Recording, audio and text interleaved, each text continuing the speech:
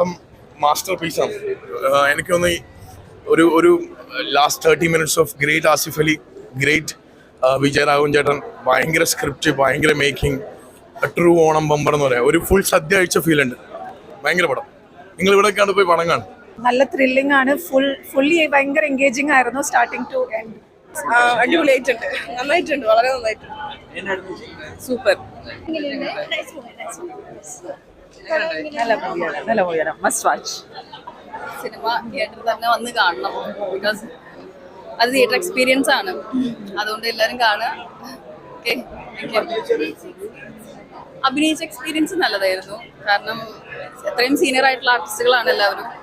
ഞാനൊഴികെ എല്ലാവരും അത്രയും senior ആയിട്ടുള്ളവരാണ്. So അതിൻ്റെ ഒരു എക്സൈറ്റ്മെന്റ് എനിക്ക് ഫസ്റ്റ് ഡേ തൊട്ടുണ്ടായിരുന്നു, അഭിനയിക്കുമ്പോഴും ഉണ്ടായിരുന്നു. കുട്ടേട്ടനൊക്കെ ആയിട്ട് അറിയാലോ, പുള്ളിയൊരു അങ്ങനത്തെ ഒരു നേച്ചറാണ്. നമുക്ക് എല്ലാ ടിപ്സും പറഞ്ഞുതരും ഒക്കെ ഉള്ള ഒരാളാണ്. പിന്നെ അസികയായിട്ടായിരുന്നു എനിക്ക് മെയിൻ കോമ്പിനേഷൻ ഉണ്ടായിരുന്നത്. അസികേനെ പറ്റി പിന്നെ പറയേണ്ട ആവശ്യമില്ലല്ലോ. എന്തായാലും എല്ലാവരും സിനിമ കാണാൻ വിജയിപ്പിക്കുക. പിന്നെ അഭിനയം എന്ന് പറഞ്ഞാൽ ആസിഫ് അലി, വിജയരാഘവൻ മത്സരിച്ച് അഭിനയിച്ചിരിക്കുകയാണ്. ഓഫ് കോഴ്സ് അപർണയും നന്നായിട്ടുണ്ട്. സസ്പെൻസ് വളരെ നന്നായിട്ടുണ്ട്.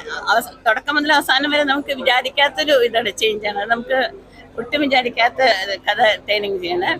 പിന്നെ അവസാനത്തൊരു രംഗമുണ്ട്, അത് നമ്മൾ തീർച്ചയായിട്ടും നമുക്ക് സന്തോഷവും സങ്കടം എല്ലാം കൊണ്ട് ഇന്നത്തെ കാലത്ത് ഇത്രയും നല്ല അച്ഛൻ്റെയും മകൻ്റെയൊക്കെയുള്ള ബന്ധങ്ങൾ വളരെ നന്നായിട്ട്.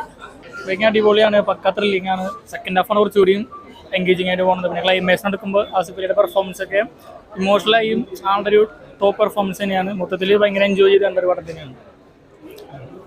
നല്ല പടമാണ്, കാണാവുന്നതാണ്. ഒരു പ്രാവശ്യം എന്തായാലും ഫാമിലി ആയിട്ട് എല്ലാവരും വന്നിരുന്ന് കാണണം. നന്നായിട്ട് എൻജോയ് ചെയ്തു.